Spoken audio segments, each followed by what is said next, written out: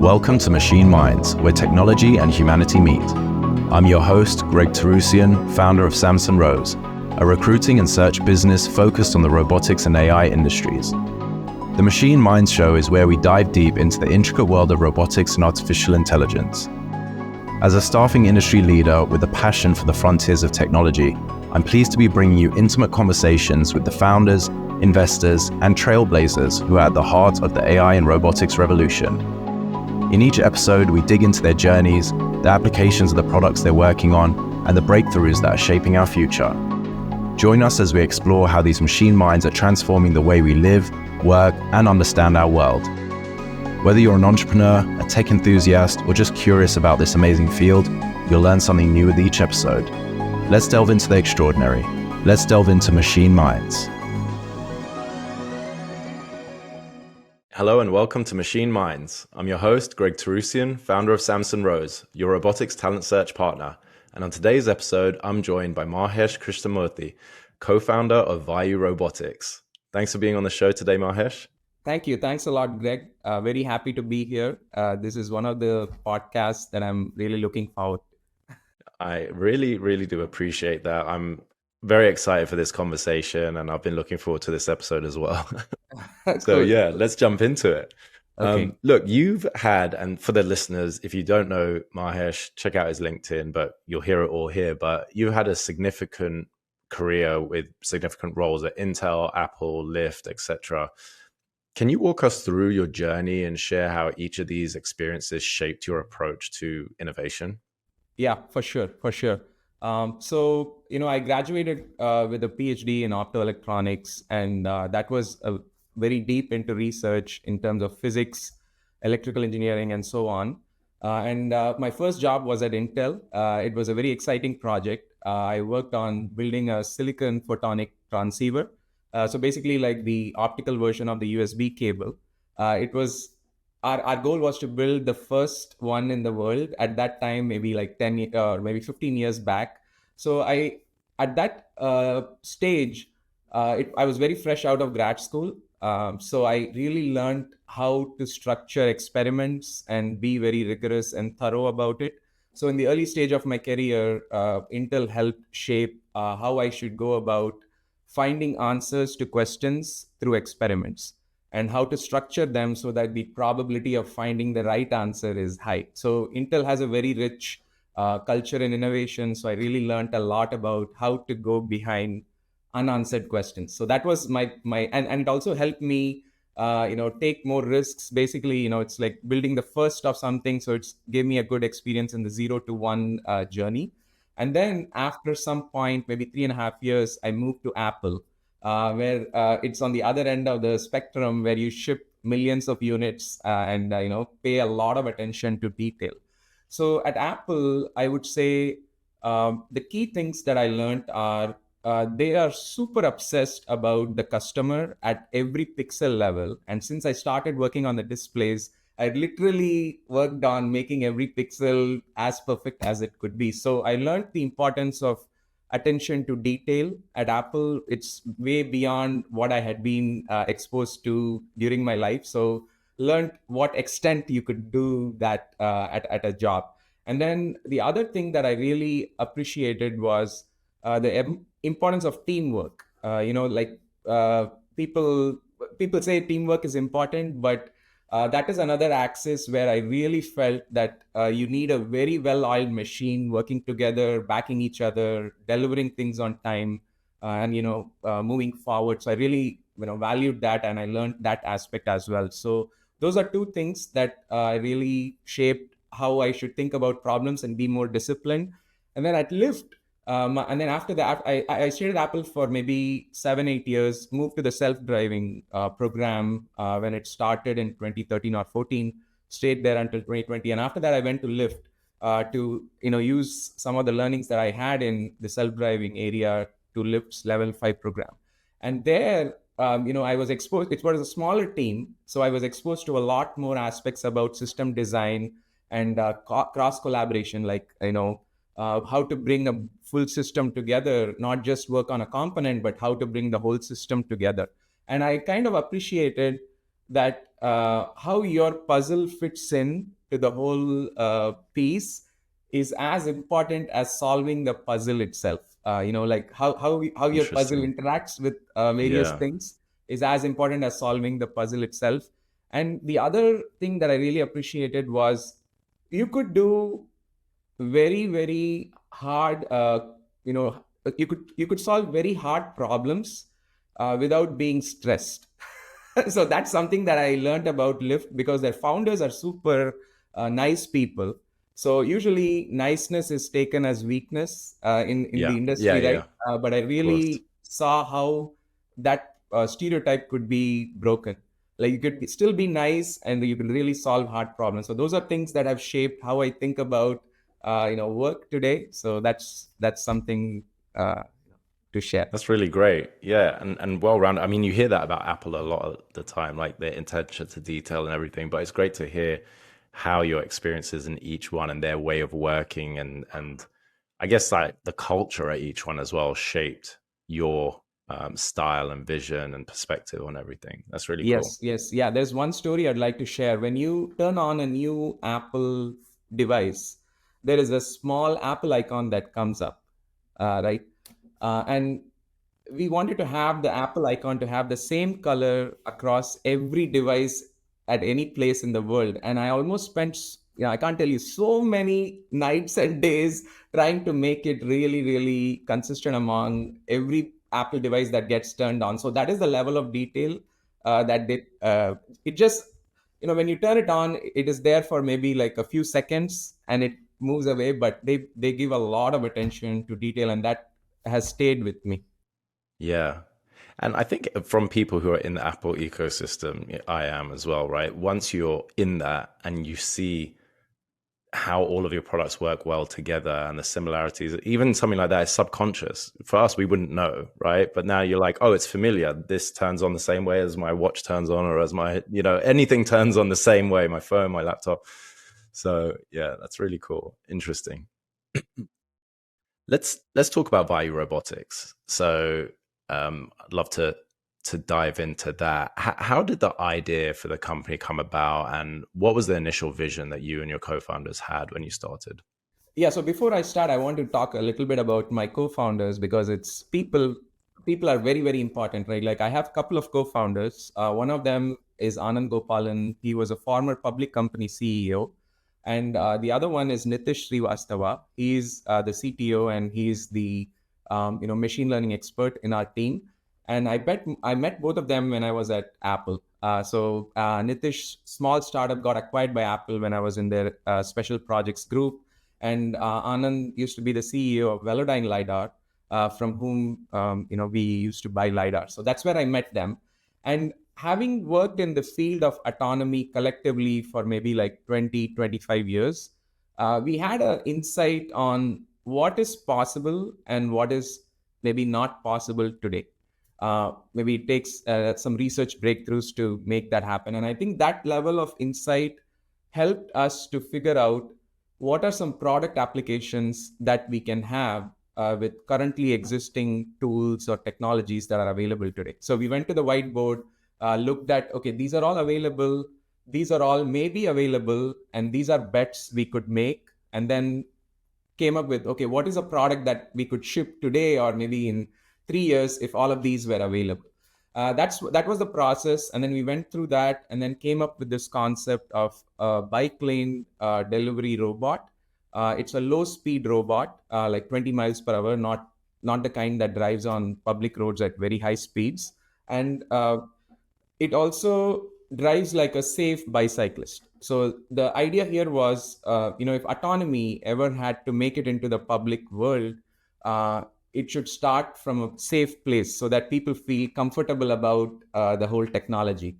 So with that in mind, the biggest knob that we have for safety is to reduce the kinetic energy of the robot, right? So the kinetic energy of the robot that we have is basically like 1% of what maybe a big vehicle that is going on the road today. So that was one big knob we had. And we also want to make sure that it's a viable business, not just a cool technology, but can it generate revenue and profit and things like that. So those were the two things that were on top of our mind.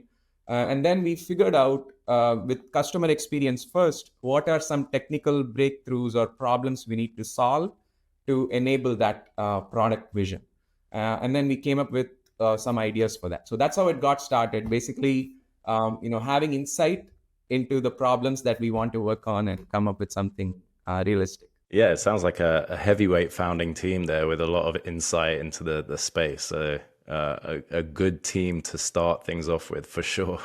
Yes, What yes. what were some of the biggest challenges that you faced during those early days while you were getting all of it together?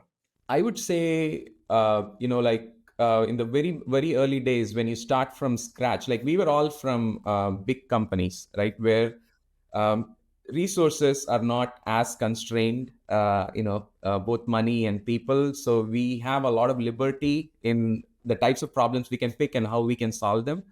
So the biggest challenges in the initial days were like, how do we get to an MVP with the least amount of resources. And the other point I wanted to make is, as a startup, you're almost the lowest priority for everyone else except ourselves. Meaning, it's the highest priority by a huge margin, and then for everyone else, we have to earn our right to get their attention. So that took some time because there are various startups trying to change the world, and you need to earn the right to get their attention. So that took a while. We had to build the first prototype, show proof of concept, and I would say once that happened, people started giving us more attention, and things started becoming better from that point. Yeah. So I would say that was the biggest challenge to overcome. Well, I'm curious, was that realization for you guys, um, were you like very aware of that at first about, hey, we're a small fish here and we have to like prove ourselves? Or was it like, hey, we've got to it was like a shock moment of, oh my, we've just left like Lyft or, Google, Apple, whatever. And now we're like bottom of the barrel. Yeah. So it wasn't. Let me answer it this way, right? So I had spoken with some of my friends to understand how the experience looked like, and one of them, designed the Nest thermostat, and he said that even Tony Fadell, when he started Nest, underestimated how much of this feeling he has to overcome, like small fish having to earn the right to get attention.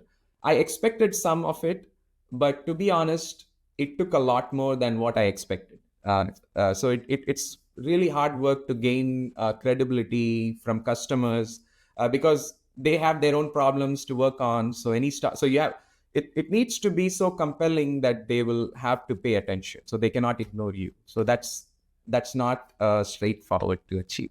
Yeah, yeah, true, true. Was there a pivotal moment when you and the team realized like, hey, we're on the right track here? What our idea is like, it's worth pursuing. Yes, yes. I think that's a very, very valid question. So, when I started talking about how we built our company and the vision and goals, there were a couple of technical risks that we took. One of them was, since we are a small company, we don't have the liberty to collect a lot of data like Tesla or Waymo to train our ML models. So we relied on simulation to bridge that gap because that is very cheap compared to collecting real world data. And the other bet that we made was, hey, the current sensors are super expensive. Is there any way we can use the electric field of light in a better manner to get more information about the world without spending or breaking the bank to make unit economics work? So those were two key bets that we made. And when they both worked together on our first prototype, we got a very strong feeling that yes, we are ready to move to the next phase of the company. So that's, I would say, a pivotal moment where uh, these two technical risks that we had taken on, once they were mitigated to a large extent, we felt very confident about our path forward. Yeah. Amazing. We talked offline, obviously prior to recording, and you mentioned a lot of people have access to technology, right? It's big companies, small companies, people have ideas and all of that stuff. It's really execution that matters. Oh, yeah. And these are words that came from your mouth, right? And I love Yes, that. I yes. love that. And Yeah. you obviously have seen it probably firsthand. These big companies, they could just swallow up smaller ones, or at the flip of a hat, like turn a flip of a coin, turn over and like start whatever they want. Before we dive into that, can you share a bit about your underlying, like your core technology? I know you touched on it a little bit there, but how you're transforming these areas and things like that. Yes. So, like I strongly believe that technology breakthroughs create economic value in the long term. The value that we bring is in those two technical breakthroughs that we have had. The first one, as I mentioned, is the sensor that we have built. It's a multi-aperture system, and this can be made for 2 digits in price at large volume. So it's like a bunch of cameras, but For it anyone just listening on this audio, go to YouTube because Mahesh is actually holding it up for you. yeah. Cool. So basically, this is one of the key things that we have brought to the world, which did not exist prior to our formation, right? So the way it works is typical cameras capture the intensity of photons and also the wavelength of photons. So you get color and intensity information. But every photon is an oscillating electromagnetic wave. So if you probe a little bit more into the plane of oscillations of the electric field and also the direction in which the photons are coming at you, you can do a lot more with the photon without, breaking your head. So that's the realization we have, and this is able to bridge the gap between a highly expensive lidar system and a very cheap camera system which is on Tesla vehicles. So there's always that question of, hey, this is optimized for safety. The Waymo lidars and sensors are optimized for safety, but they're super expensive.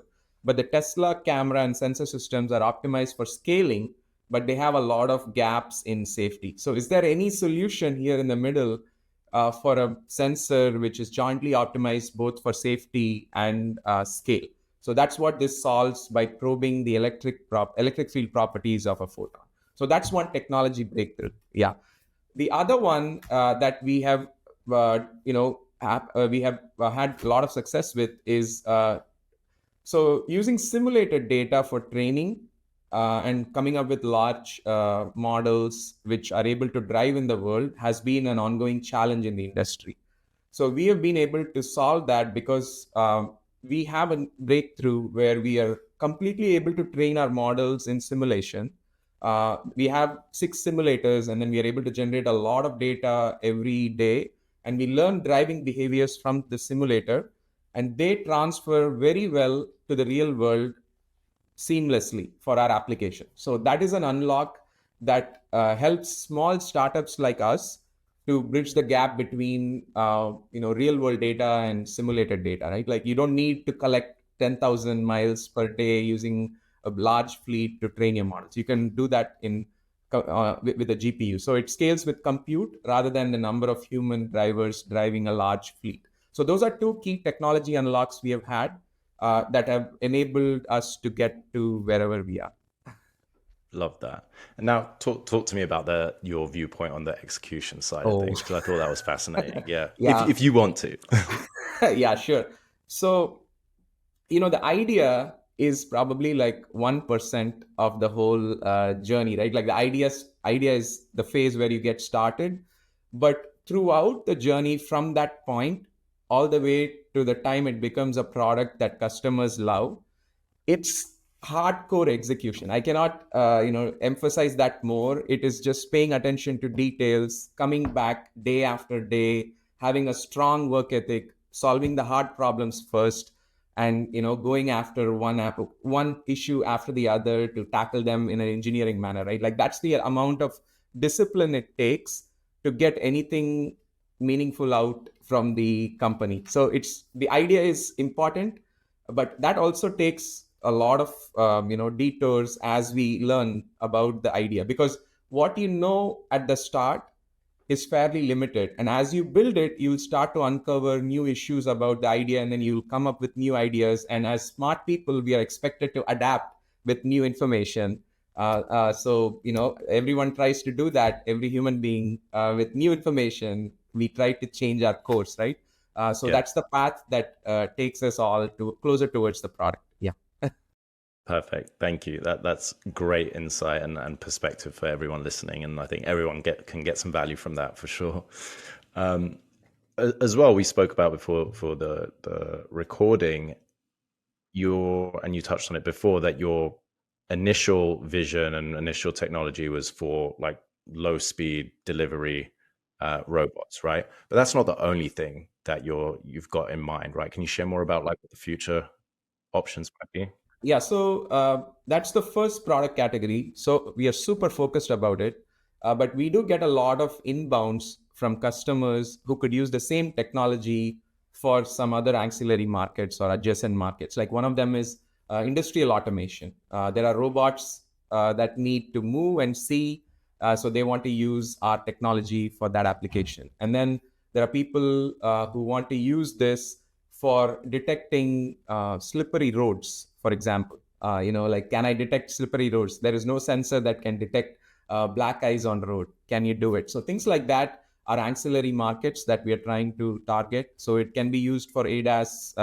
applications. Our technology could go into every car in the world, but that has a long cycle of making it into the product.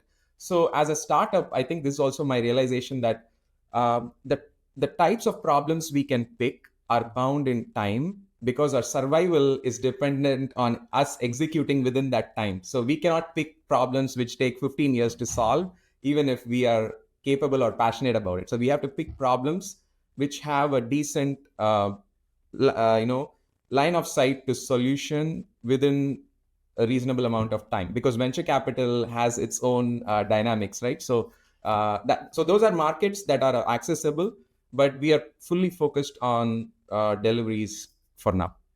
That's great. Yeah. And another great insight as well about venture capital, and just the cycle here leads me on something that I didn't know that I was going to talk about, but I'd like to bring up. Being in these big companies that were public or were very well funded, already having revenue, and then shifting gears into being founders of your own startup and navigating, like you just mentioned, venture. Uh-huh. How has that been, like learning curve wise, and then also, figuring out who's going to invest in you, your board, Yeah. and all this other stuff you probably had to never think about? Yeah. So I have a lot of learnings in this area. I'm definitely not an expert, so I want to put a disclaimer that, but I'm learning and I would like to share some learnings. So, as engineers working on hard problems, and our confidence is fairly in the 50 to 80% range, because we know we can do mistakes. The more we know, the more we know about what we don't know also, right? So the confidence of a toddler would be very different from the confidence of an 18-year-old. But in venture capital, I think there is a huge index on how confident you are with how you want to raise funds and things like that. So one of the mentors told me that the place to be is the thin line between being confident and being arrogant. So that's the place where you want to be. And the attitude that could help is be very confident about what you're building, and go from that point of view. And the money will, if you build something which you believe has a market, a large enough market, the money will come and find you. Don't go behind the money, is one of the advice that I received. So I think that's one thing that I wanted to share. The other thing that I wanted to share about doing this startup was finding a good team is super, super important. Like, the team is everything, in my opinion. Without the team, you have nothing that you can execute. So finding a good set of people who work very well together, who are almost like a sports team. Like, everyone has a role, but if they don't do that role, you try to help them, and so on. So that's very important to have as well. And in terms of picking problems, this is very important learning for me. As an engineer, we would have a lot of problems we want to solve in the world, right? But the venture life cycle is a 5 to 10 year or a 7 year life cycle. So for you to be successful as a function of time, the window of problems that you want to solve is also narrowed down.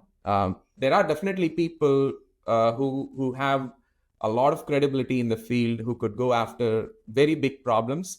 But if you're a first time founder or a entrepreneur trying to do something, I would say uh, think of problems where you could get to an MVP within a year with maybe 1 to 2 million in capital.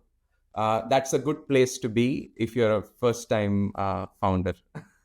Yeah, yeah, that's good advice. It's true, Yeah, especially in this landscape, right? And I hear yeah, more and more from founders that the conversations they're having with VCs, even if they are hard tech investors, and even if yeah, it's like a hardware problem, yeah. still asking the questions about, well, when can we expect revenue? Expect revenue. When do you Yes. when do you expect to be profitable? And it's like, well, some of these problems are bigger and like you Yeah. said, can take longer times, but Longer time. it's Yeah. good.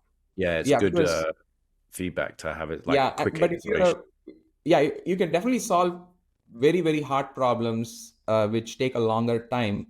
But the venture community, for them to back such ideas, it takes a bit more of an effort to get them to agree to it. And probably a few more data points, like if you've got successful startups behind you or like crazy Yes. founder Yes. team, whatever it is. Yeah. Yeah, that makes Yeah. sense. So, Mhm. so you touched on it there about the team, and I want to Yeah. talk about that because obviously very close to my heart, being in the recruiting world. Yeah. Yeah. And I think it ties in very well to the execution side Yes. of stuff that you talked about because you can't do everything yourself.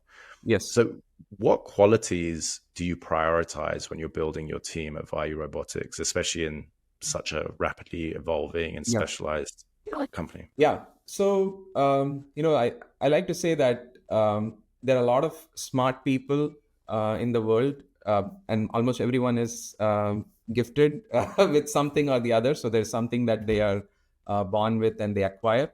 The combination of smart and humble is what we try to go for, because I think the reason why I say that is since it's a new field and a lot of hard problems to solve, if you don't have the humility needed to accept that there is some unknown here that I need to go learn, then it becomes hard to solve hard problems. So I would say we prioritize people who have the learning mindset. And then number two, I also look for a good hustle and hunger index, basically an internal drive to show that you want to achieve something or make an impact. So that internal drive is something we look for in candidates. So if that is present, that's a big plus. Even if you don't have the technical chops needed today, there is very high probability that you would learn whatever is needed because of that internal drive.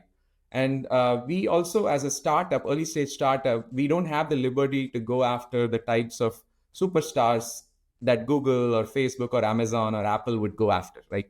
So we have to do the extra work to find people who have the raw ingredients to become those superstars in the future. So we need to find that we have some extra work to do, but and we are willing to take that bet on people who have the raw ingredients. So that's basically what I look for, like good work ethic, good hunger, good hustle, and humility so that they could learn new things. Very well said. Yeah, yeah. You guys have obviously put a lot of thought into that, and I think there's just so much here for people to learn from everything that you're sharing. But one thing that I want to like double click on is that you can't attract or compete with some of the talent of people later in their career or at the same level that an Apple or Google would.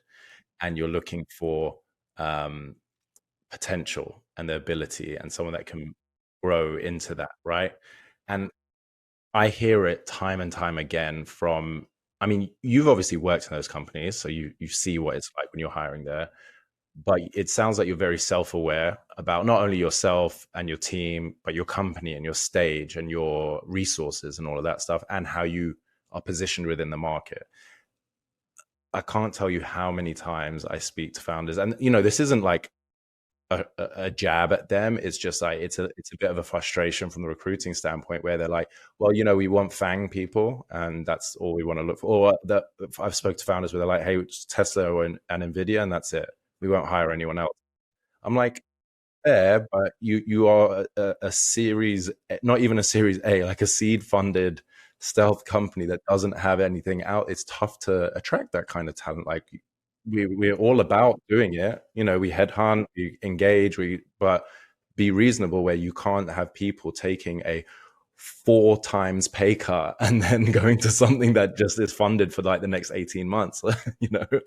Yeah, I agree with you. I think it's basically the humility aspect, right? Even as a hiring philosophy, you have to accept that you don't have access to that talent, and it's on us to take that risk on people who have that raw ingredient to become who you want to be. They may not be that today, but if you extrapolate the trajectory of where they could go, they would probably be even better than what a current FANG engineer could do because of the amount of risk-taking appetite these people have in a startup, right? So there are pros and cons to that approach. So For sure. And I think some of that is also back to your own as a founder or leader, like your own belief in yourself and your team and your ability to coach, train, and mold someone. Because if you think someone who joins and again, this isn't like a jab at someone joining a FANG company now, but they're very different companies than they were like 10 years ago, right? And joining a startup, having 3 years in a startup and seeing it scale from like under 50 people to maybe 1,000, whole different ball game of very, very, learning, everything that entails, then joining an established company now and plugging into an established team with workflows and product and everything like that. So those are also things to think through. Obviously the bar is still high across the board, but it's just a different mindset. learning Yeah, for sure. agree. Completely agree. From your experience in leadership from major companies to now leading in a startup, what's been like the most surprising or valuable lessons about the team dynamics and the company culture as you've been building it and hiring for your own company? Yeah. I think I would say one thing which is very important to internalize. In large companies, there are usually like bright lines between groups of people. So they own something. You hear a lot about, hey, it's not my problem. And a lot of finger pointing happens. So in a small company, the thing to internalize is that we win and lose together as a unit. There is no individual superstars or individual awards. So we just are so much like a team sport. We win together or we lose together, and nobody comes out ahead of anybody else, right? We are all in it together. So I think if we internalize that, things become easier to deal with in a small early stage startup. I think coming from big companies, you have to have that mindset switch, because usually in a big company things are very well established, and you are given a task and you don't worry about what's happening on the other side, and if you do your task, you are just judged based on your performance and so on, right? So I think that's fair in a big company, but in a small company, you have to have the ability to genuinely help, not just give lip service, but genuinely try to help if someone is having a tough time with what they were trying to do. So that's a mindset change and culture change that would help in a small company, I would say. And there are a lot of good things that you could take from big companies, like attention to detail, um, rigor, customer centric approach, like basically keep the customer in mind at all times. So those are all like very good lessons. But there are also some other things you need to hybridize to make it work for a small or early stage startup. Yeah. Lovely. Let's look ahead now.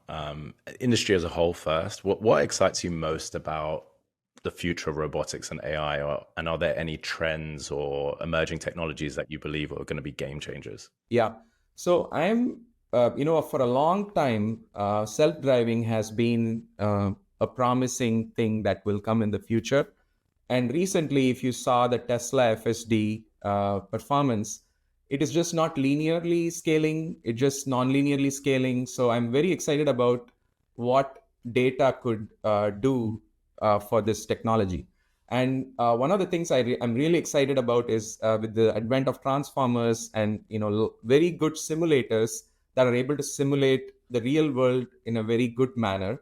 I feel that the lack of data will no longer be a bottleneck, and corner cases will stop blocking autonomy forever.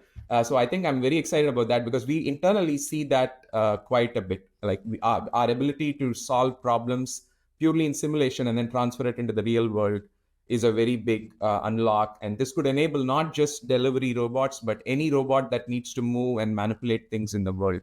So I feel very strongly about that. And again, with new tools like transformers, when you combine that with physics, sensors like what we have built become possible, which make the roads safer, robots safer, and also cheaper. So I'm also very excited about that aspect as well, where you could use these new tools to solve problems which were not solved 5 years back. So I'm very excited about these two areas and see where it goes. Yeah. Love that.